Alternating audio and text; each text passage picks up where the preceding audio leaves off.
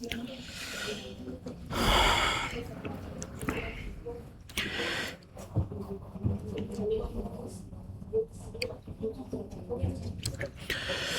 Start करते हैं आज की क्लास। आज जो है शिक्षक भर्ती के अंतर्गत क्लासेस है जो कला संकाय से रिलेटेड है। वर्ग 2 की आज हम नागरिक शास्त्र वाला टॉपिक ले रहे हैं जो शिक्षक भर्ती के अंतर्गत अगर देखा जाए तो लगभग 18 अंकों का यहां से क्वेश्चन आने वाला है। कला संकाय के अंतर्गत जो वर्ग 2 है शिक्षक के अंतर्गत जो है 18 अंक, मतलब एक तरह से बहुत बड़ा अंक इस पोर्शन से आने वाला है। इस पर जो है वो कंटिन्यू हम क्लास करेंगे। इसके सिलेबस पर अगर हम नजर डालें तो इसको 5 इकाइयों में बांटा गया है प्रमुख तौर पर, और यहां से 18 अंक हमको हासिल करने हैं। तो बहुत ही सिस्टमेटिक और प्लानिंग से इस पोर्शन को कवर करना होगा, तब जाके आप उस 18 अंक तक पहुंच पाएंगे। कोशिश ऐसा हम करेंगे कि वो 18 के 18 जो प्रश्न आने वाले हैं वो सभी के सभी सॉल्व हो, किसी भी प्रकार से कोई ऐसा प्रश्न ना आए जो हमसे छूट जाए, क्योंकि आपको पता है कंपटीशन काफी टफ हो चुका है।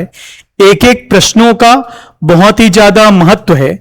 तो ऐसा प्लानिंग और ऐसा हम सिस्टमेटिक तौर पर सिलेबस को कवर करेंगे कि आने वाले जितने भी 18 अंक के जो प्रश्न हैं नागरिक शास्त्र से रिलेटेड वो सारे क्वेश्चन बने, है ना। तो उसके लिए ऐसी पढ़ाई हमको करनी पड़ेगी जो एग्जाम में आने वाले प्रश्नों के समान हो। तो उसी सिलेबस को ध्यान में रखते हुए हम पढ़ाई जो है स्टार्ट करेंगे। मैं थोड़ा सा आपको सिलेबस को थोड़ा सा बता देता हूं कि क्या क्या है नागरिक शास्त्र के अंतर्गत। तो इकाई 1 में अगर हम उसको बांटे तो प्रमुख तौर पर पहला टॉपिक है संविधान का गठन, संविधान की विशेषताएं, मौलिक अधिकार, मौलिक कर्तव्य, राष्ट्रपति के बारे में बताया गया है।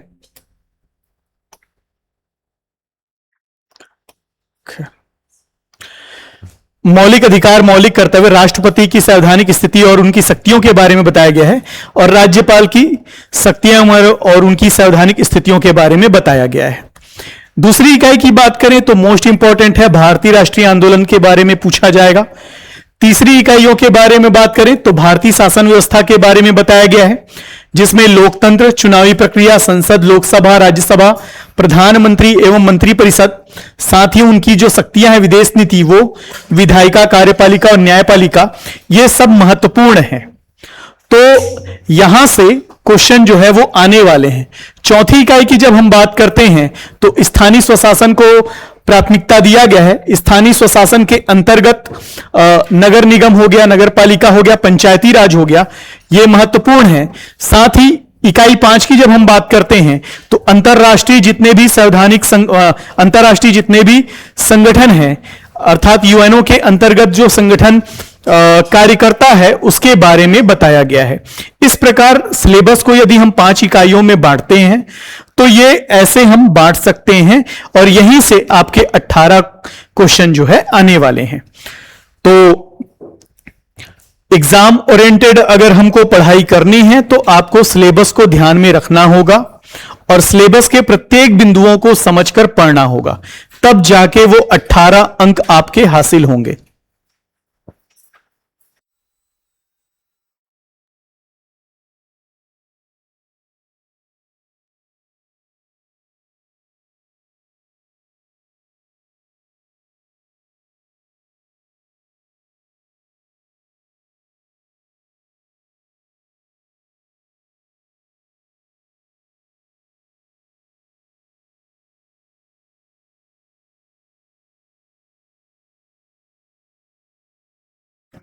चलिए तो स्टार्ट करते हैं।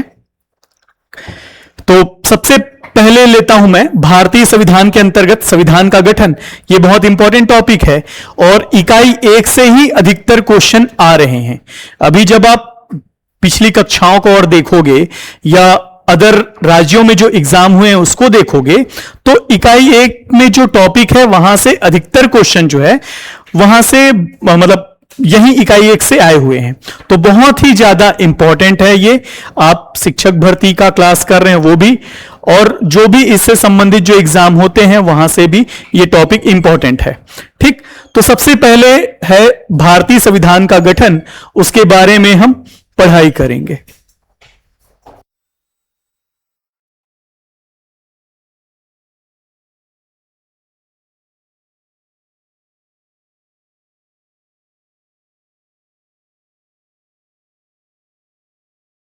ठीक, चलिए, तो सबसे पहला टॉपिक जो है वो कला संकाय के अंतर्गत जो हम शिक्षक वर्ग 2 जो बोल सकते हैं उसके बारे में हम पढ़े नागरिक शास्त्र। उसमें नागरिक शास्त्र के अंतर्गत जो 18 क्वेश्चन आने वाले हैं उसकी तैयारी हम कर रहे हैं। उसमें पहला टॉपिक है भारतीय संविधान का गठन। तो उसमें क्या क्या पढ़ना है वो हम सिस्टमेटिक ढंग से पढ़ने वाले हैं। तो भारतीय संविधान का गठन कैसे हुआ उस पर हम बात करेंगे। तो आपको यह तो पता होगा कि भारत जो है वो अंग्रेजों का गुलाम था। गुलामी इस हद तक था कि हम अपनी मांगों की पूर्ति के लिए अनेक आंदोलन, अनेक विद्रोह किए, फिर भी हमारी मांगों की पूर्ति जो है वो तब सफल होती थी जब अंग्रेज मजबूर होते थे। उसी हिसाब से भारतीय संविधान की मांगों का या भारतीय संविधान बनाना ये अंग्रेजों के लिए एक बहुत बड़ा मतलब ऐसा मांग था भारतीयों के लिए जो अंग्रेज बहुत मुश्किल से देने वाले थे। तो इसकी मांग जो है वो कैसे होती है उस पर हम देखते हैं। भारतीय संविधान के गठन के लिए 2 प्रकार की मांग जो है वह की गई। एक होता है डायरेक्ट और एक होता है इनडायरेक्ट।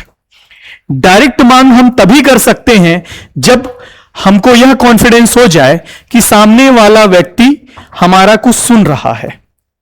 ठीक, नहीं तो हम अप्रत्यक्ष तौर पर कहीं कहीं आपस में बैठकर अपनी मांग को रखेंगे और वो शायद उस प्रशासन तक वह बात पहुंचेगा। ठीक है, ऐसे ही होता है। तो वैसे ही उस समय हम अंग्रेजों के गुलाम थे। भारत अंग्रेजों का एक सबसे बड़ा उपनिवेश था जिसके अंतर्गत अंग्रेजों के द्वारा प्रशासनिक व्यवस्थाओं का संचालन किया जाता था। उस स्थिति में 1857 की क्रांति हुई। भारतीयों के लिए वह क्रांति कुछ हद तक सफल भी हुई और कुछ हद तक अनसक्सेस भी हुई। सफलता अगर हम बोला जाए तो वहां से भारतीयों को यह पता चल गया कि हम अंग्रेजों से अब फेस टू फेस लड़ाई नहीं लड़ सकते हैं। उसके बहुत सारे कारण थे, क्योंकि हम आपस में बटे हुए थे। सामाजिक कुरीतियां इतनी थी कि हम एक साथ अंग्रेजों से हम लड़ने में सफल नहीं हो सकते थे। साथ ही अशिक्षाएं थी, एकता की कमी थी, एक सोच की कमी थी, राष्ट्रवाद जैसी भावनाएं नहीं थी। तो बहुत सारे ऐसे कारण थे जिसके कारण 1857 की क्रांति असफल हुई।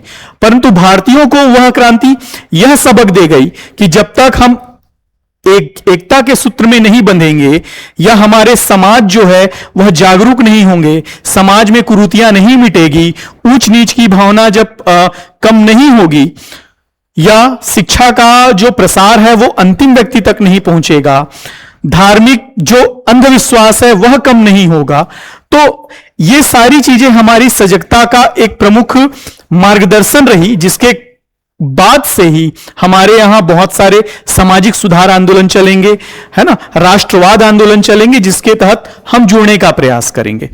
तो उसी क्रम में हमारे यहां भारतीय संविधान की स्थापना हेतु भारतीयों की जो मांग थी वो अंग्रेजों से पहले डायरेक्ट नहीं हो पाई, क्योंकि हम लड़कर देख लिए थे और लड़ने के बाद हम कामयाब नहीं हुए और हमारी कमियां जो है अंग्रेजों को भी पता चल गई। तो उस स्थिति में भारतीय संविधान के अंतर्गत जो संविधान सभा की जो मांग है या भारतीय स्वतंत्रता से रिलेटेड जो मांग है वह अप्रत्यक्ष तौर पर की जाएगी और महत्वपूर्ण जो है वो 4 बार किया जाएगा अप्रत्यक्ष तौर पर।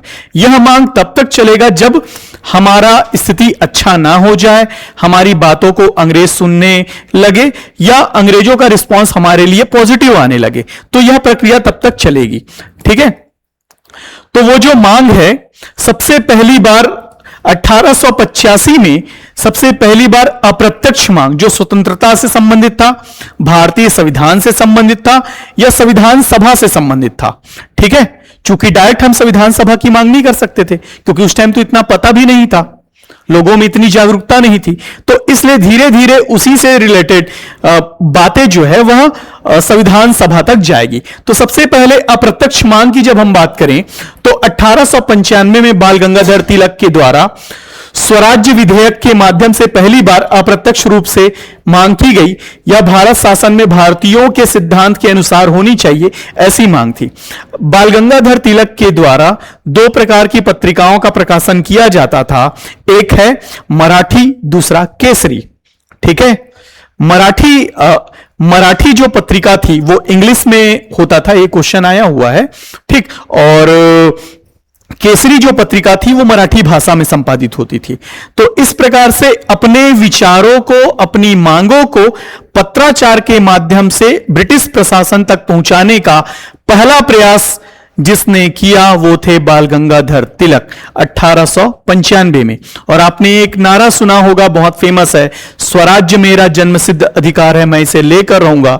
ये वही दौर था जिस समय उनकी पत्रिकाओं के माध्यम से यह नारा देशवासियों तक और अंग्रेजों तक भी पहुंचा, जिससे यह प्रमाणित हुआ कि पहली बार जो मांग थी 1885 में वो बाल गंगाधर तिलक के द्वारा किया गया।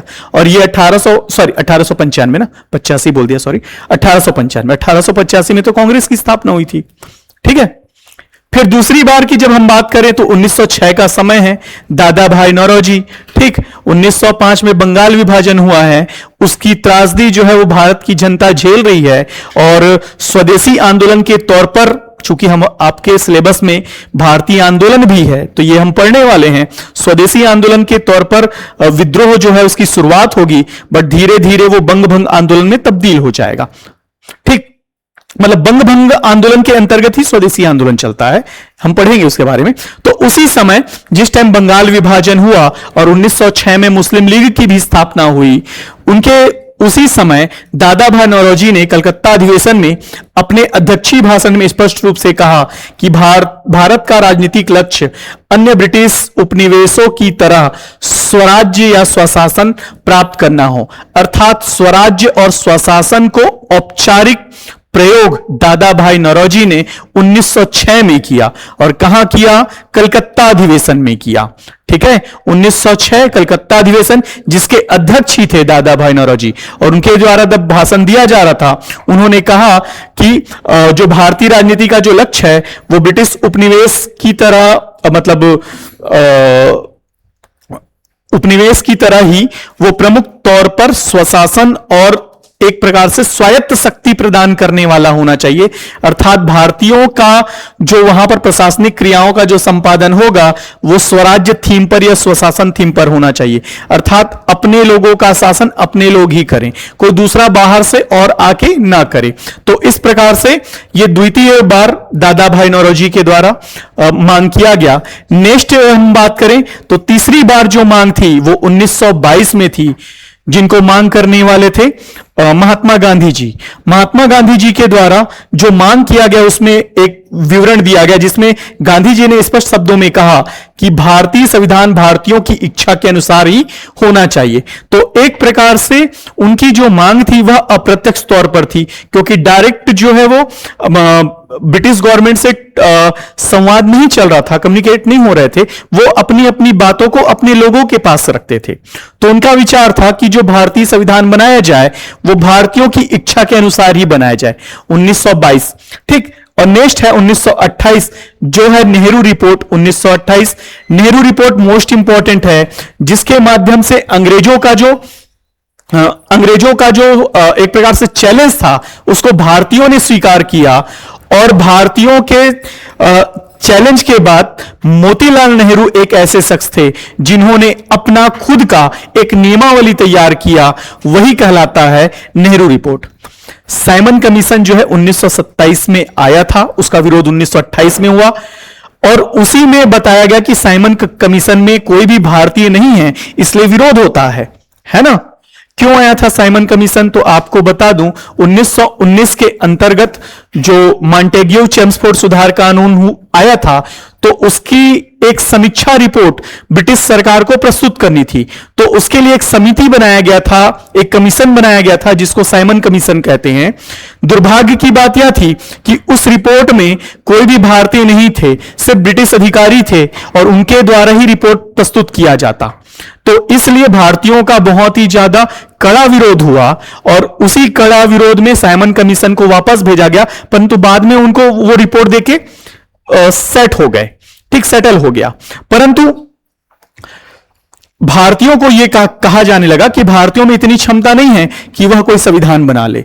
तो जब यह चैलेंज भारतीयों के पास आया, तो उस चैलेंज को स्वीकार करने वाले कोई व्यक्ति थे, वो थे मोतीलाल नेहरू जी, जिनके द्वारा 1928 में एक रिपोर्ट तैयार किया गया, जिसमें भारतीयों की क्या क्या मांगे होगी, क्या अधिकार होंगे, वो पूरे संदर्भित थे। वही कहलाया है 1928 का नेहरू रिपोर्ट। ठीक, ये साइमन कमीशन की चुनौती का जवाब देने के लिए मोतीलाल नेहरू की अध्यक्षता में नेहरू समिति बनी। यही जाके भारतीय संविधान की सैद्धांतिक आधारशिला के तौर पर कार्य होगा। तो ये चार बहुत महत्वपूर्ण मांगे थी जो अप्रत्यक्ष तौर पर भारतीयों के द्वारा, भारतीय लीडरों के द्वारा उठाई गई थी। अप्रत्यक्ष इसलिए क्योंकि वो फेस टू फेस और डायरेक्ट ब्रिटिश गवर्नमेंट से संवाद नहीं किए, वो अपने ही बीच लोगों को जागरूक करते हुए अप्रत्यक्ष या इनडायरेक्ट मांगों को रखते गए। ठीक है, और यही आधार बना कि आने वाले समय में भारतीयों, जो भारतीय होंगे, वो अब अंग्रेजों से डायरेक्ट अपनी मांग को रखेंगे। ठीक है,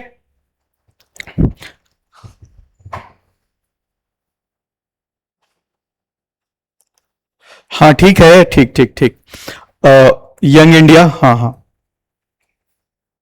ठीक है, 1928। कोई चीजें समझ नहीं आई है क्या यहां तक? उसको पूछ सकते हैं। कोई चीजें समझ नहीं आ रही होगी तो पूछ सकते हैं। ठीक है, तो ये बहुत महत्वपूर्ण है अप्रत्यक्ष मांग। ठीक, तो याद रखेंगे 1895, 1906, 1922 और 1928। तो ये इनडायरेक्ट मांग है। सबसे पहले 1895, 1906, 1922 और 1928। ठीक, 1895 में बाल गंगाधर तिलक, 1906 में दादा भाई नौरोजी, 1922 में महात्मा गांधी और 1928 में मोतीलाल नेहरू जी, इनके द्वारा अप्रत्यक्ष मांग की गई। ठीक है, यहां तक क्लियर है? चलिए नेक्स्ट। अब भारतीयों का थोड़ा कॉन्फिडेंस बढ़ा। लिखाकर पढ़ा होना, ठीक है, लिखोगे? लिखोगे आप लोग, मतलब जो लोग हैं, कौन कौन है यहां पर? चलिए, लिखाकर पढ़ा रहे हैं। वैसे तो आपको ये पीडीएफ मिलेगा ही, उसमें तो आप लिख सकते हैं, फिर भी मैं एक बार रिपीट कर देता हूं। आप पेन जो है बराबर चलाते रहिएगा, है ना? जो भी सुनिएगा उसको बराबर लिखिएगा, नोट्स ऐसे ही बनता है। ठीक है, अब आप चूंकि शिक्षक की तैयारी कर रहे हैं तो थोड़ा सा जागरूक रहिए कि जो जो महत्वपूर्ण चीजें होती है उसको नोट करिएगा। वही तो नोट्स है, उसी का तो आप रिवीजन कर पाएंगे। बुक का रिवीजन नहीं होता है, समझ में आया? बुक आप कितना भी अच्छा क्यों ना पढ़ ले, कितनी बार क्यों ना पढ़ ले, बुक रिवीजन नहीं हो सकता है। कम टाइम में आपके नोट्स ही रिवीजन के काम आएंगे, और वही रिवीजन जो है आपको कामयाबी तक पहुंचाएगा। वो जो 18 अंक लाने हैं, उसको टारगेट रहिए कि 18 के 18 कवर करने हैं, तो उसके हिसाब से आप नोट्स बनाइएगा। प्लीज नोट्स बनाइएगा ही, है ना? चलिए, तो मैं लिखवा रहा हूं। पहला है अप्रत्यक्ष मांग, है ना? हम पढ़ रहे संविधान का गठन। उस संविधान के गठन के अंतर्गत संविधान का गठन कैसे हुआ उसको मैं स्टार्टिंग फेज बता रहा हूं कि भारतीयों के द्वारा लगातार मांग की जा रही थी, जिसमें दो प्रकार की मांग थी। एक था अप्रत्यक्ष। अप्रत्यक्ष जो है वो 4 बार मांग किया गया। पहला बाल गंगाधर तिलक के द्वारा 1895, फिर दादा भाई नौरोजी के द्वारा 1906, फिर 1922 में महात्मा गांधी जी के द्वारा और 1928 में मोतीलाल नेहरू जी के द्वारा। ठीक है, 1895 में बाल गंगाधर तिलक जो है वो स्वराज्य विधेयक की बात करते हैं, और 1906 में दादा भाई नौरोजी के द्वारा स्वराज्य और स्वशासन शब्द को औपचारिक तौर पर कांग्रेस अधिवेशन में प्रस्तुत किया जाता है। 1922 में महात्मा गांधी जी के द्वारा कहा गया कि भारतीय संविधान भारतीयों की इच्छा के अनुसार हो, और 1928 में जो मोतीलाल नेहरू जी के द्वारा कहा गया था या अपनी रिपोर्ट बनाए थे या उनको चैलेंज दिया गया था कि भारतीय जो है वो अपना नियम कानून नहीं बना सकते हैं, तो मोतीलाल नेहरू जी के द्वारा ऐसा एक ड्राफ्ट तैयार किया गया जिसमें भारतीयों के अधिकारों के बारे में, भारतीयों के विकास के बारे में और उनको क्या क्या मूलभूत सुविधाएं मिलनी चाहिए उसके बारे में बताया गया। ठीक, तो ये 4 अप्रत्यक्ष मांगे थी जिसको इस सिस्टम इस क्रम में रखा गया था। ठीक है, हाँ भाई, इनडायरेक्ट डायरेक्ट। चलिए नेक्स्ट है अब डायरेक्ट मांग। अब भारतीयों का थोड़ा सा मनोबल बढ़ा, है ना, चूंकि अब इतनी सारी मांग अप्रत्यक्ष तौर पर थी, इन्हीं मांगों के आधार पर लोग भी जागरूक हो रहे थे और भारतीय भी समझ रहे थे, और ब्रिटिश प्रशासन कहीं ना कहीं समाचार पत्रों के माध्यम से या अन्य क्रियाकलापों के माध्यम से वहां तक उनकी बातें पहुंच रही थी। जब भारतीयों को लगने लगा कि अब हमको डायरेक्ट ब्रिटिश गवर्नमेंट के पास अपनी मांगों को रखना चाहिए, तो उसकी शुरुआत प्रत्यक्ष मांगों से की जाती है, और 5 हम प्रत्यक्ष मांग करते हैं। 5 प्रमुख तौर पर हमारी मांग जो है वो प्रत्यक्ष तौर पर होती है, डायरेक्ट ब्रिटिश प्रशासन को होती है। तो पहला है एम.एन. रॉय, जिसका नाम है मानवेंद्र नाथ रॉय। ठीक, 1934 में भारत में औपचारिक रूप से संविधान सभा के गठन विचार सबसे पहले प्रतिपादित करने वाले वामपंथी नेता जो थे वो एम.एन. रॉय थे। याद रखिएगा, एम.एन. रॉय एक ऐसे शख्स हैं जिनके द्वारा ब्रिटिश गवर्नमेंट को डायरेक्ट बताया गया कि भाई अब भारतीयों के लिए एक संविधान सभा होना चाहिए और संविधान सभा में भारतीय ही होंगे और उनके द्वारा ही एक अलग नियम कानून बनाया जाएगा। यह एक दौर किस समय था? 1934 का दौर था। 1934 इसलिए ज्यादा इंपॉर्टेंट है क्योंकि ब्रिटिश गवर्नमेंट एक ऐसा नियम बना रही थी जो आने वाले 200 सालों तक भारतीयों को नियमित करती, भारतीयों को गुलाम बनाए रखती, और वो अधिनियम था भारत सरकार अधिनियम 1935। समझ में आया? उसी जब ये बातें पता चली कि ये भारत सरकार अधिनियम 1935 लागू होने वाला है और उसको औपचारिक तौर पर ब्रिटिश गवर्नमेंट प्रस्तुत करने वाला है, तो मानवेंद्र नाथ ने कहा कि भाई आप जो है वह हमारा भाग्य तय नहीं कर सकते हैं। यहां का कानून, यहां का नियम जो है भारतीयों के द्वारा बनाया जाए और भारत में ही उसको लागू किया जाए, ऐसी स्थिति स्वीकार है। परंतु ब्रिटेन के लंदन में कानून जो है वो बनता है और भारत में वो लागू होता है, तो ये तो सही नहीं है। इसलिए मानवेंद्र नाथ जो चूंकि थे वो वामपंथी विचारक थे, उनका मानना यह था कि सरकार यदि किसी स्टेट का नेतृत्व कर रही है तो वहां पर बुनियादी सुविधाओं को उपलब्ध कराना ये उस सरकार की ही जिम्मेदारी है। ठीक है, इसलिए मानवेंद्र नाथ ने अपनी मांग जो है प्रत्यक्ष तौर पर ब्रिटिश गवर्नमेंट के सामने रखी और यही प्रत्यक्ष मांग की पहली मांग कहलाती है। परंतु ब्रिटिश गवर्नमेंट ने इसको क्या कहा कि यह मानवेंद्र नाथ का निजी राय है, इसमें और लोग सहमत नहीं हैं, इसलिए उनकी मांगों को ठुकरा दिया गया। ठीक है, नेक्स्ट है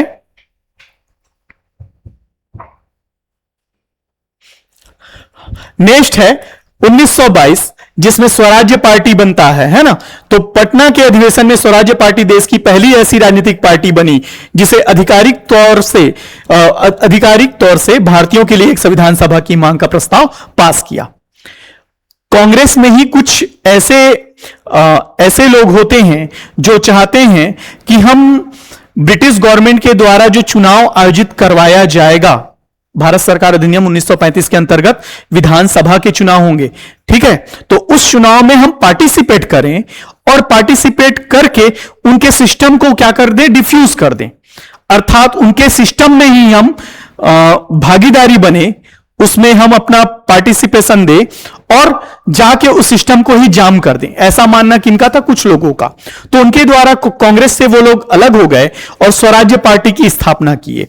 ऐसे लोग थे जो कांग्रेस के ही थे, परंतु बाद में स्वराज्य पार्टी जो है सीआर दास के द्वारा किया जाता है। ठीक है, इसमें मोतीलाल नेहरू भी होते हैं, परंतु सीआर दास की मृत्यु के बाद स्वराज्य पार्टी जो है वो कांग्रेस में विलय हो जाती है। ठीक, तो इनके द्वारा पहली बार जो है भारतीयों के लिए संविधान सभा अलग से होनी चाहिए, इसकी मांग जो है पार्टी के द्वारा पास किया गया प्रस्ताव। ठीक, कब? 1934 में। पहली पार्टी थी कौन सी? स्वराज्य पार्टी। नेक्स्ट है, अब इनकी मांग चूंकि अब राष्ट्रव्यापी हो चुकी थी कि भारतीयों के लिए जो भी नियम कानून बनाए जाएंगे वो भारतीय ही बनाए, ऐसी मांगे लगातार उठ रही थी। इसी के अंतर्गत नेक्स्ट क्रम जो है भारतीय राष्ट्रीय कांग्रेस ने 1935 में कांग्रेस ने पहली बार अपने आधिकारिक मंच से भारत संविधान निर्माण के लिए एक वयस्क मताधिकार आधारित संविधान सभा की मांग अपने सामने रखा। ठीक, तो यह पहली बार था जिस समय कांग्रेस जो है संविधान सभा की मांग जो है वो सार्वजनिक तौर पर प्रस्तुत किया कि भारतीयों के लिए एक संविधान सभा होना चाहिए। ये किस लिए हो रहा है? चूंकि मानवेंद्र नाथ के जो मांग थी कि भारतीयों के लिए संविधान सभा होनी चाहिए, उनकी मांग को निजी बता दिया गया था। और उस समय 1934 के दौर में या भारतीय राष्ट्रीय आंदोलन जिस समय काफी ज्यादा एग्रेसिव मोड में चल रहा था, उस समय कांग्रेस पार्टी मतलब एक बहुत बड़ा नाम होता था। अगर किसी मुद्दे को कांग्रेस पार्टी स्वीकार करे तो यह माना जाता था कि ब्रिटिश गवर्नमेंट उसको कहीं ना कहीं लागू करेगी। और 1935 में जब इसी प्रत्यक्ष मांग को जब ब्रिटिश सरकार के सामने कांग्रेस ने रखा तो यह मांग काफी ज्यादा सीरियसली हो गई और ब्रिटिश गवर्नमेंट जो है इस पर कहीं ना कहीं इस मुद्दे को एक्सेप्ट करने के लिए उन्होंने अपना प्रोसीजर स्टार्ट किया। तो 1935। ठीक, नेक्स्ट है जवाहरलाल नेहरू 1938। तो नेहरू जी ने कांग्रेस की ओर से स्पष्ट घोषणा किया कि स्वतंत्र भारत का संविधान बिना किसी बाहरी हस्तक्षेप और वयस्क मताधिकार के आधार पर चुना जाएगा और संविधान सभा बनाया जाएगा।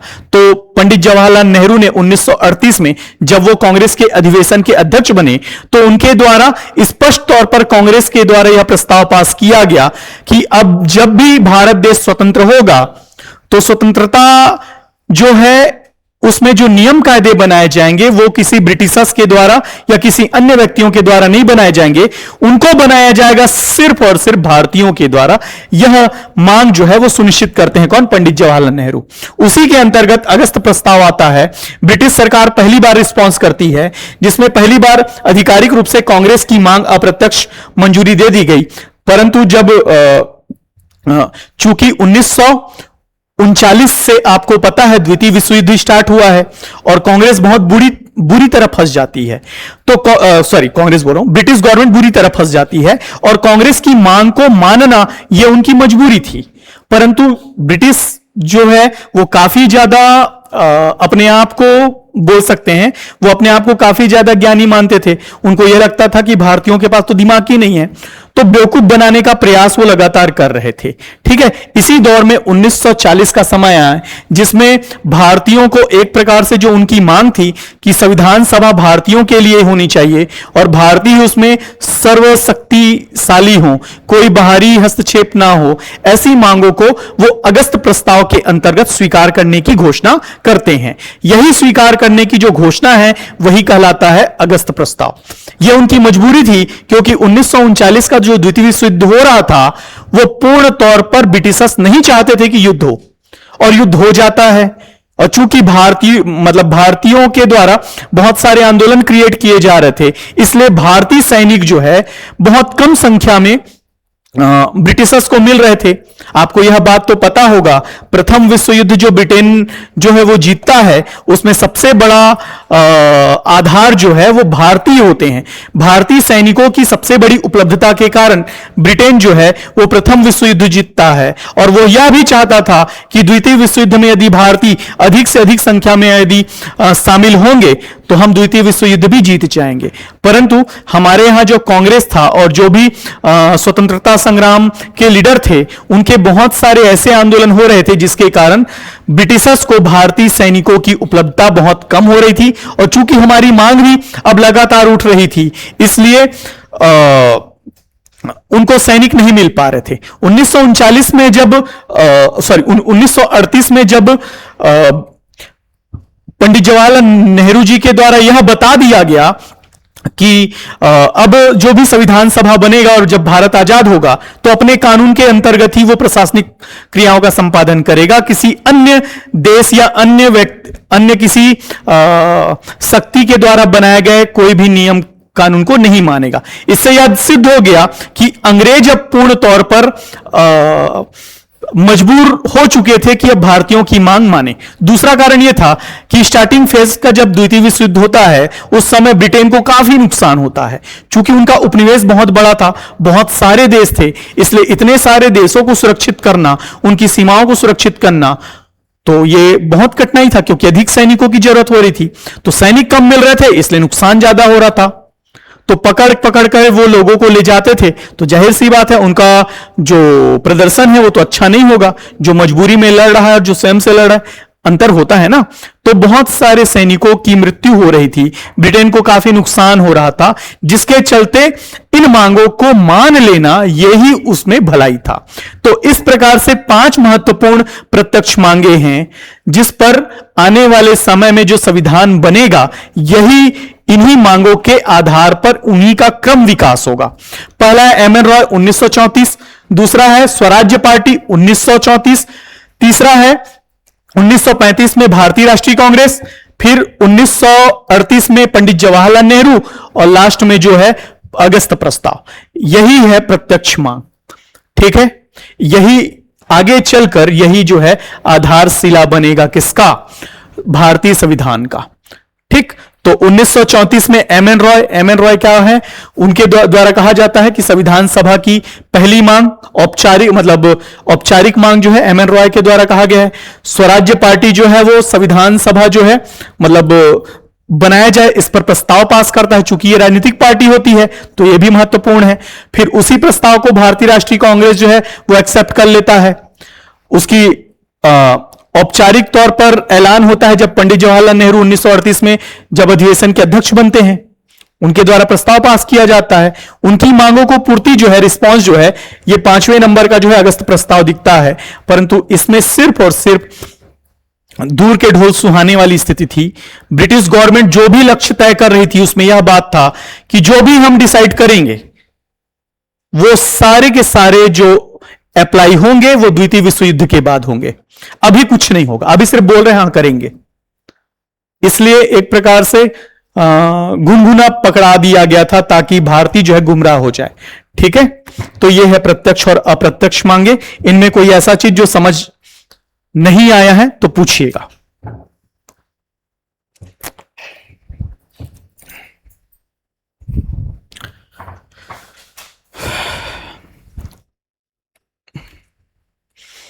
हाँ, मॉर्निंग आप सभी को, आफ्टरनून हो चुका है, ठीक है। चलो आगे बढ़ूं, यहां तक स्थिति क्लियर है। चलिए नेक्स्ट है, इसी मांगों की पूर्ति के लिए अब जो है क्रमिक विकास देखने को मिलेगा। मैंने आपको बताया कि द्वितीय विश्व युद्ध के स्टार्टिंग फेज में अंग्रेजों की स्थिति बहुत दयनीय हो चुकी थी और हमने जो अगस्त प्रस्ताव जो है उस समय के वायसराय लिनलिथगो के द्वारा लाया गया था उसको हमने स्वीकार नहीं किया। इसलिए ब्रिटिश गवर्नमेंट के द्वारा भारत में क्रिप्स मिशन भारत भेजा जाता है। क्रिप्स मिशन भारत कब आया? तो 1942 में क्रिप्स मिशन भारत आया, याद रखेंगे, ठीक है। इसका उद्देश्य क्या था? तो महत्वपूर्ण तौर पर यदि आप उद्देश्य देखें तो भारतीय राजनीतिक दल जैसे कांग्रेस और मुस्लिम लीग के साथ समझौता कराना ताकि युद्ध में भारतीयों का पूर्ण तौर पर सहयोग प्राप्त हो। मतलब क्रिप्स मिशन जो है वो भारतीयों को कहा गया कि हम जो है आपको आजाद, मतलब भारत को आजाद करने और संविधान निर्माण के लिए हम एक समिति बनाए हैं, इनकी रिपोर्ट पहले आ जाए उसके बाद हम आपको आजाद कर देंगे। तो क्रिप्स मिशन भारत कब आता है? 1942 में। कारण बहुत सारे थे। पहला कारण वही द्वितीय विश्व युद्ध, ठीक है, बहुत नुकसान हो रहा था, रंगून पर कब्जा हो गया था जापानियों को, बहुत सारा दिख है ना, तो काफी नुकसान हो रहा था। दूसरा अंतरराष्ट्रीय दबाव था। अमेरिका के राष्ट्रपति जो थे वो फ्रैंकलिन डी रूजवेल्ट थे, और चीन के राष्ट्रपति यांग काइसेक, और ऑस्ट्रेलिया के प्रधानमंत्री ने ब्रिटिश प्रधानमंत्री विंस्टन चर्चिल, ये मोस्ट इंपॉर्टेंट है, याद रखिएगा। जिस टाइम 1942 का दौर था उस समय ब्रिटेन के प्रधानमंत्री थे विंस्टन चर्चिल, ठीक है, उनके सहयोग प्राप्त करने के लिए राजनीतिक कदम उठाया जाए, इस पर वो लगातार प्रेशर दे रहे थे। मैंने आपको पहले ही बताया कि भारतीय सैनिकों की उपलब्धता अधिक से अधिक हो, इस पर प्रयास किए जा रहे थे, जिसमें ब्रिटेन जो है वो बहुत सारे देशों को उपनिवेश बना के रखा था, जिसमें सबसे बड़ा उपनिवेश क्या था? भारत। तो भारत से अधिक सैनिक मिल जाए, इस पर प्रयास लगातार चल रहे थे, परंतु भारतीयों के द्वारा लगातार अपनी मांगों को रखी जा रही थी, इसलिए वो सैनिक उपलब्ध नहीं करा पाए, परंतु अंतिम दौर में वो सैनिक उपलब्ध करा देते हैं। 1942 में इसी अपनी भारतीयों की मांगों की पूर्ति कर रहे हैं करके दिखाने के लिए 1942 में ब्रिटिश गवर्नमेंट के द्वारा क्रिप्स मिशन भारत भेजा जाता है, ठीक है। और इनके द्वारा जो प्रमुख प्रस्ताव होते हैं वो क्या क्या है उसको बता देता हूं कि क्या क्या उनके द्वारा प्रमुख तौर पर समिति जो है वो अपना रिपोर्ट सौंपती है और क्या क्या उसमें महत्वपूर्ण होता है। तो सबसे पहले डोमिनियन स्टेट, युद्ध के बाद भारत को डोमिनियन का दर्जा दिया जाएगा, भारतीय राष्ट्रमंडल के साथ संबंध तय करने के लिए स्वतंत्रता होगा। डोमिनियन स्टेट का मतलब यह होता है, जैसे एक एग्जांपल दे रहा हूं, कोई भी हमारे यहां राज्य, मतलब छत्तीसगढ़ राज्य है, उनके एक राज्यपाल होते हैं जिसका हम चुनाव करते हैं क्या? नहीं। राष्ट्रपति का नियुक्ति कौन कर, सॉरी, राज्यपाल की नियुक्ति कौन करता है? राष्ट्रपति। अर्थात वो केंद्र सरकार के प्रतिनिधि के तौर पर यहां पर रहते हैं। और दूसरे होते हैं मुख्यमंत्री, जिनका चुनाव हमारे चुने हुए विधायकों के माध्यम से, जो बहुमत दल की सरकार बनती है, वो क्या करते हैं? वो सरकार बनाते हैं, और सरकार का प्रमुख क्या होता है? मुख्यमंत्री होता है। तो वैसे ही डोमिनियन स्टेट बनाए जाएंगे, अर्थात जो संवैधानिक तौर पर जो प्रमुख होंगे वो ब्रिटिश गवर्नमेंट तय करेगी, और औपचारिक तौर पर जो प्रमुख होंगे उनको यहां की जनता तय करेगी। समझ में आया? अर्थात कुछ शक्ति भारतीयों को दिए जाएंगे, कुछ शक्ति जो है ब्रिटिश गवर्नमेंट अपने पास रखेगी। समझ में आया ये डोमिनियन स्टेट? ठीक। दूसरा है संविधान सभा का गठन। कहा गया कि युद्ध की समाप्ति के तुरंत बाद भारत के लिए संविधान सभा बनाया जाएगा, और इसके सदस्य का चुनाव प्रांतीय विधानसभा के अप्रत्यक्ष निर्वाचन के द्वारा किया जाएगा, जिसमें देशी रियासतों के प्रतिनिधियों को भी मनोनीत किया जाएगा। दूसरा जो सिफारिश था वो यह था कि जो संविधान सभा का जो गठन किया जाएगा वो एक किया जाएगा। क्यों एक वाला बात हो रहा है? क्योंकि उस समय मुस्लिम लीग की जो मांग थी वो अलग पाकिस्तान की थी, अर्थात मुसलमानों के लिए अलग देश बने, यह मांग मुस्लिम लीग की लगातार उठ रही थी। तो अंग्रेजों को पता था यदि हम यहीं पर सॉल्यूशन कर देंगे तो ये दोनों मिलकर हमको भगा देंगे, इसलिए उनको पता था कि इनको अभी एक नहीं करना है, जो प्रॉब्लम है उस प्रॉब्लम को बनाए रखना है, ठीक है। और आज भी उसका दिखता है रिजल्ट, ठीक। तो ब्रिटिशर्स चाहते तो वहीं पर सॉल्यूशन हो सकता था, परंतु वो जान रहे थे इस मुद्दे को कि इस मुद्दे को यदि हम सॉल्व कर दें तो ये लोग आपस में एकजुट हो जाएंगे और ये हमारे लिए नुकसानदायक है। इसलिए उन्होंने कहा कि भारतीयों के लिए सिर्फ एक संविधान सभा होगा, अर्थात मुस्लिम लीग की मांग को पूरी तरह सिरे से नाकार दिया। ठीक है, समझ में आया? और जो भी संविधान सभा बनाया जाएगा वो युद्ध समाप्ति के बाद बनाया जाएगा। तो यह दूसरी मांग थी। तीसरा यह था प्रांतों को अलग होने का छूट। विभाजन के बाद ऐसी स्थिति दी जाएगी जो देशी रियासत हैं, 562 देशी रियासत हैं हमारे, मतलब भारत में थे, तो उनको यह शक्ति दी जाएगी, वो चाहे तो भारत के साथ रहे या वो चाहे तो पाकिस्तान के साथ, या अलग रहे या स्वतंत्र रहे, वो अपनी स्थिति जो है वह तय कर सकते हैं। ऐसी बातें जो है की गई। नेक्स्ट है रक्षा मंत्रालय का नियंत्रण। कहा गया कि जो भी प्रमुख तौर पर युद्ध के दौरान भारत की सुरक्षा रक्षा वाला जो क्षेत्र होगा वो ब्रिटिश नियंत्रण में होगा, अर्थात टोटल रक्षा मंत्रालय किनका होगा? ब्रिटिशर्स का होगा। तो इस प्रकार से जो सिफारिशें थी वो क्रिप्स मिशन के द्वारा दी गई थी। ठीक, हाँ। इसके अध्यक्ष कौन थे? तो याद रखेंगे, इसके अध्यक्ष थे क्रिप्स मिशन के सर स्टीफर्ड क्रिप्स। ठीक है, सर स्टीफर्ड क्रिप्स जो थे इसके अध्यक्ष थे। ब्रिटिश मंत्रिमंडल में एक वामपंथी सदस्य थे और हाउस ऑफ कॉमन के ये नेता थे। हाउस ऑफ कॉमन की जब मैं बात कर रहा हूं तो जैसे हमारे यहां लोकसभा होता है वैसे वहां पर हाउस ऑफ कॉमन होता है। हमारे यहां जैसे राज्यसभा होता है वहां पर हाउस ऑफ लॉर्ड्स होता है। ठीक, तो ये लोकसभा के सदस्य थे। कहां? ब्रिटेन में, हाउस ऑफ कॉमन के। ठीक, मंत्री थे, तो मंत्री तो किसी भी सदन का सदस्य हो सकता है ना? तो ये प्रमुख तौर पर था।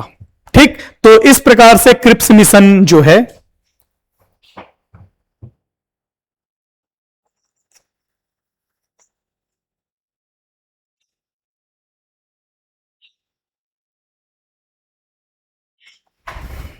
हाँ भाई, हाँ हाँ, एमसीक्यू पहले पढ़ तो लो, पढ़ोगे तब तो एमसीक्यू करेंगे ना भाई।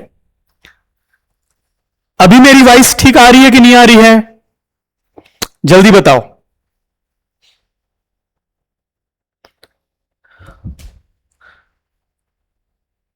मेरी वॉइस अच्छे से आ रही है कि नहीं? चलो, तो यह है क्रिप्स मिशन प्रमुख तौर पर। ठीक है, इसमें और कुछ महत्वपूर्ण, चलो, तो क्रिप्स मिशन के द्वारा अपनी रिपोर्ट जो है वो ब्रिटिश गवर्नमेंट को सौंप दी गई। इसके एवज में भारतीयों का विरोध जो है वो लगातार हो रहा था।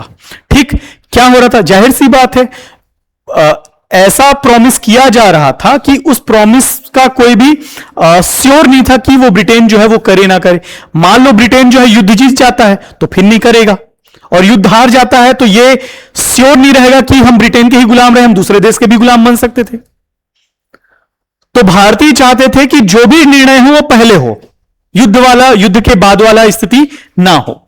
इसलिए महात्मा गांधी ने क्रिप्स मिशन के सिफारिश को कहा कि यह दिवालिया बैंक के नाम के आगे की तारीख का चेक है, अर्थात पोस्ट डेटेड चेक कहा। ठीक, मतलब ऐसे बैंक का चेक दिया गया है जिसका डेट ही निकल गया है, एक्सपायरी हो चुका है। समझ में आया? उसी को आगे बढ़ाते हुए पंडित जवाहरलाल नेहरू ने कहा कि नेहरू जी ने इसमें जोड़ते हुए कहा कि यह एक ऐसा चेक है जिसका बैंक डूब गया हो, अर्थात दिवालिया बैंक का चेक दे दिया गया, ऐसा बैंक जो बर्बाद हो चुका है स्वयं, और उस बैंक का चेक जो है हमको दिया गया, तो वो कहां से पैसे का आहरण कर पाएगा? है ना भाई? कांग्रेस की आपत्ति जो है डोमेनियन स्टेटस के विचार को खारिज कर दिया, क्योंकि अब उनको क्या चाहिए था? पूर्ण स्वराज्य।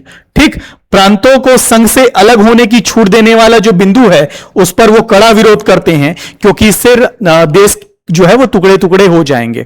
ठीक, तो लगातार इनका रहता है। और मुस्लिम लीग तो इसलिए आपत्ति करता है क्योंकि उनकी मांग तो थी पृथक अलग राष्ट्र की, और यहां पर बोला गया कि संविधान सभा केवल एक होगा, इसलिए मुस्लिम लीग ने भी क्रिप्स मिशन के सिफारिश को मानने से इनकार किया और उसका विरोध किया।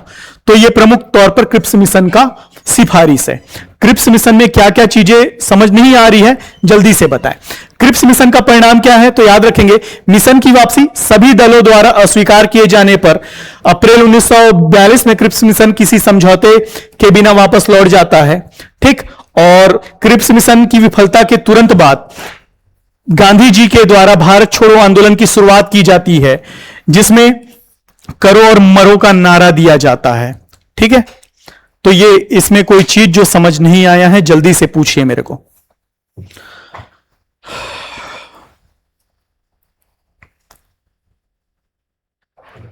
चलिए नेक्स्ट आगे बढ़ूं। तो क्रिप्स मिशन विफल हो चुका है और यह चला गया है लंदन।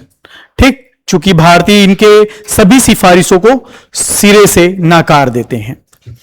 ठीक, उसके बाद द्वितीय विश्व युद्ध समाप्त होता है, यूएनओ जैसी संस्थाएं बनती है। यूएनओ के चार्टर में स्पष्ट उल्लेख किया जाता है कि कोई भी देश किसी भी देश को गुलाम नहीं बना सकता है। अगर गुलाम बनाता है तो उनको वो सारी सुविधाएं दी जानी चाहिए जैसी सुविधाएं वो खुद करते हैं। तो बहुत सारे मापदंड थे जिसके अंतर्गत अब ब्रिटेन के लिए भारत जैसे देश को गुलाम बनाना पॉसिबल नहीं था। चूंकि ब्रिटेन को युद्ध में काफी नुकसान हुआ था, ब्रिटेन के मित्र देश जो है भले युद्ध जीत चुके थे, परंतु ब्रिटिश को इंटरनल तौर पर आर्थिक नुकसान काफी ज्यादा था। अब वो चाहकर भी भारत को गुलाम नहीं बना सकता था। इसी फेज के अंतर्गत याद रखेंगे ब्रिटेन में सत्ता परिवर्तन होता है। द्वितीय विश्व युद्ध 1945 में ब्रिटेन के आम चुनाव हुए, जिसमें चर्चिल की जगह लेबर पार्टी के अंतर्गत क्लेमेंट एटली जो है वो प्रधानमंत्री बनते हैं और जो भारत की स्वतंत्रता के प्रति सहानुभूति रखते थे। एटली की ही घोषणा होती है 14 मार्च 1946 को कि ब्रिटिश संसद में एटली घोषणा करते हैं कि भारतीयों को स्वतंत्र होने का अधिकार है। ठीक है, क्योंकि विदेश नीति अपने हिसाब से होता है ना भाई। अभी जैसे भारत देश के अंतर्गत एनडीए की गवर्नमेंट है, एनडीए की सरकार है, जिसके प्रधानमंत्री श्री नरेंद्र मोदी जी हैं, तो उनकी विदेश नीति अलग जगह है। हम इजराइल को भी प्राथमिकता देते हैं ना, परंतु इससे पहले जो गवर्नमेंट थी वो फिलिस्तीन को ज्यादा इंपॉर्टेंस देती थी। इजराइल के साथ भी हमारे अच्छे संबंध थे, परंतु फिलिस्तीन को हम ज्यादा इंपॉर्टेंट देते थे। परंतु अभी अलग है, फिर से गवर्नमेंट चेंज होगी, वो अपनी विदेश नीति अलग से कर सकते हैं। वही स्थिति हुआ 1945 में। अब जाहिर सी बात है, ब्रिटेन जो है मित्र देशों के बदौलत युद्ध जीता है, परंतु खुद युद्ध हार गया है ना, बहुत नुकसान हुआ है। इस स्थिति में ब्रिटेन का चुनाव होता है और वहां पर जो इससे पहले विंस्टन चर्चिल थे, वो प्रधानमंत्री थे, चुनाव हार जाते हैं और सरकार बनती है लेबर पार्टी की, जिसके प्रधानमंत्री बनते हैं क्लेमेंट एटली। उनके द्वारा घोषणा किया जाता है 14 मार्च 1946 को कि भारत को आजाद होने का अधिकार है, स्वतंत्र होने का अधिकार है। इसीलिए इसी फेज को कंप्लीट करने के लिए क्लेमेंट एटली के निर्देशन पर कैबिनेट मिशन 1946 में भारत आता है। नाम कैबिनेट मिशन इसलिए पड़ा चूंकि इसके जितने भी सदस्य थे सारे कैबिनेट के मेंबर थे। कैबिनेट पता है ना जी, हां, छोटा मंत्रिमंडल, मतलब छोटा मंत्रियों का छोटा समूह, मंत्रिमंडल को कैबिनेट कहा जाता है। मंत्रिपरिषद की बात नहीं कर रहा हूं। मंत्रिपरिषद में 3 प्रकार के मेंबर होते हैं, परंतु मंत्रिमंडल या कैबिनेट में ऐसे महत्वपूर्ण मंत्रियों को रखा जाता है जो महत्वपूर्ण विषय के अंतर्गत होते हैं, जैसे रक्षा मंत्रालय, गृह मंत्रालय, वित्त मंत्रालय, है ना, ऐसे जितने ये कैबिनेट होते हैं, तो वैसे ही कैबिनेट के अंतर्गत थे। तो याद रखेंगे यह मिशन, कैबिनेट मिशन जो है 24 मार्च 1946 को दिल्ली पहुंचता है। कैबिनेट मिशन भारत कब आया? तो 24 मार्च 1946 को।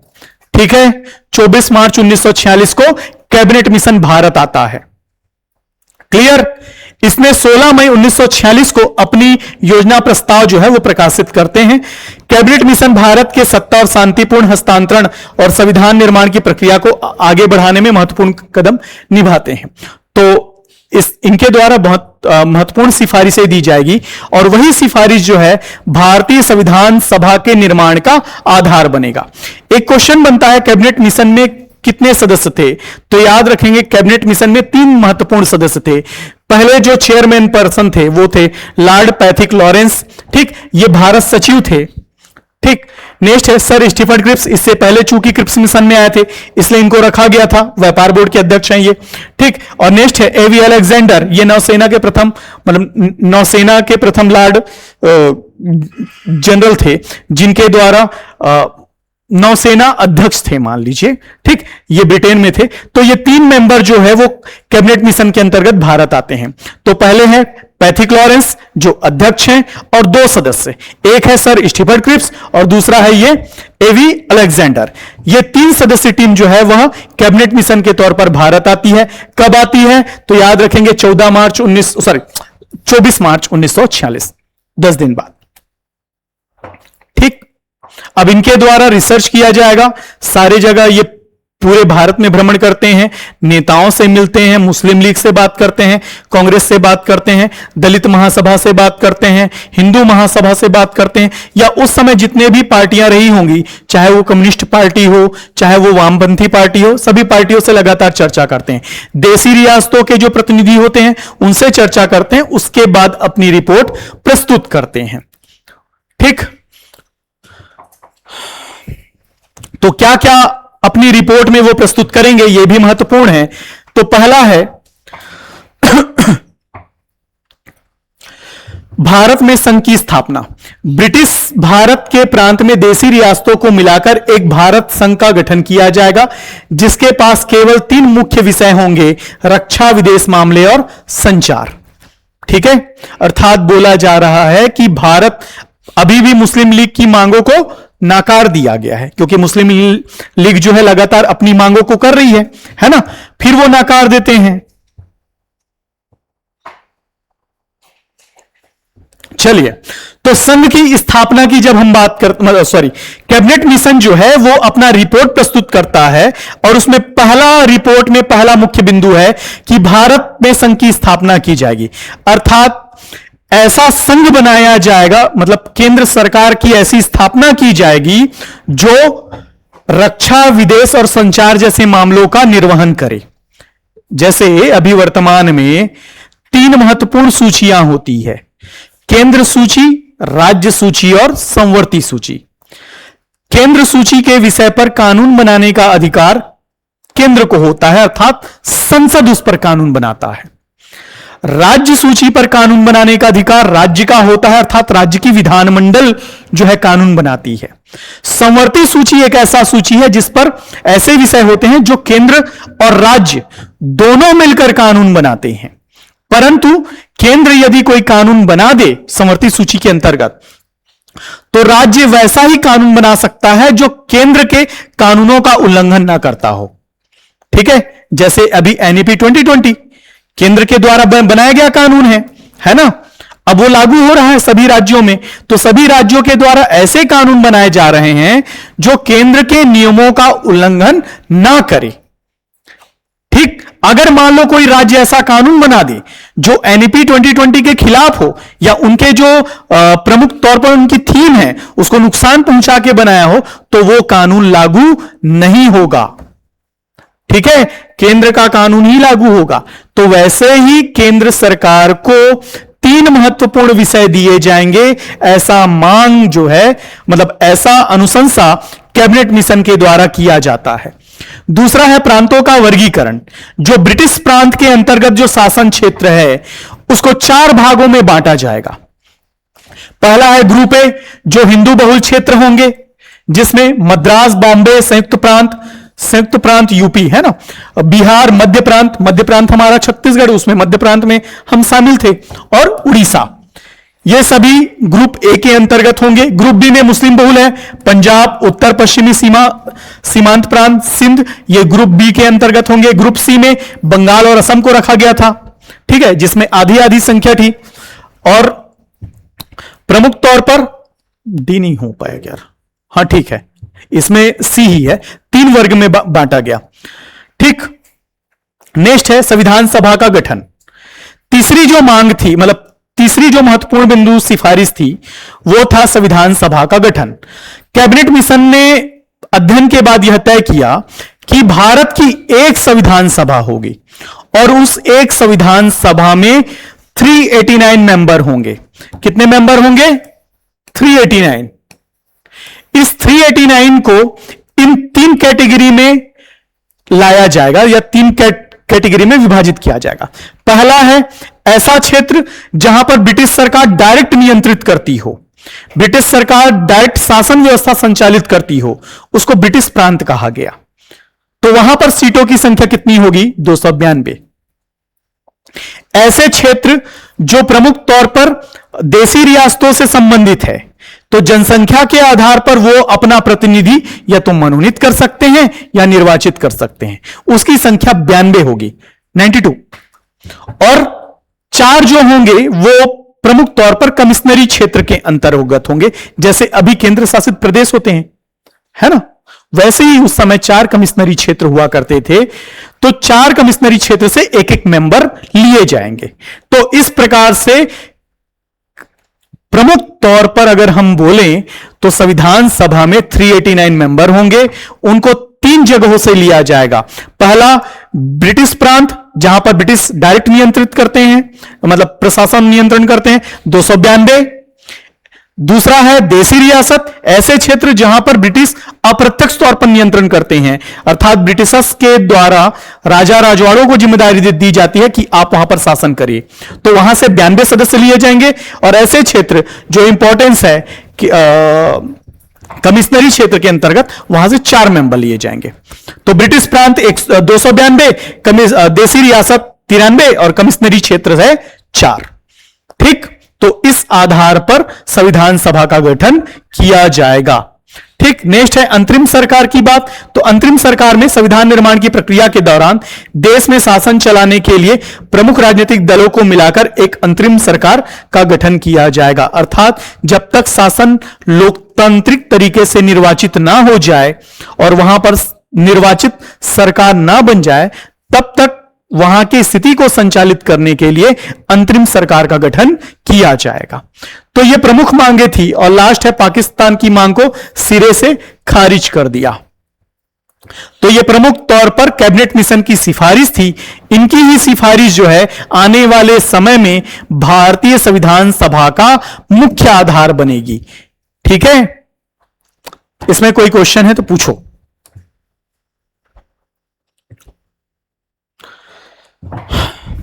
कोई क्वेश्चन है तो पूछिए।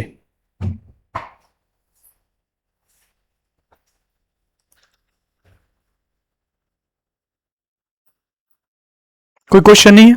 चलिए, मेरी क्लास एंड हो चुकी है। ठीक है, तो कल फिर से ये क्लास मैं लेके आऊंगा। अभी कोई क्वेश्चन है? बस इंक्वायरी मैं ले लेता हूं, फिर क्लास एंड करते हैं।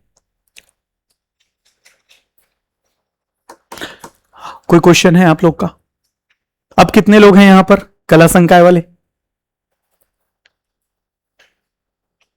3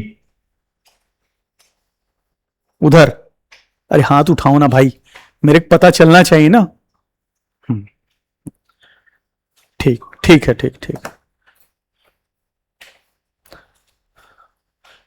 चलिए फिर क्लास एंड करें।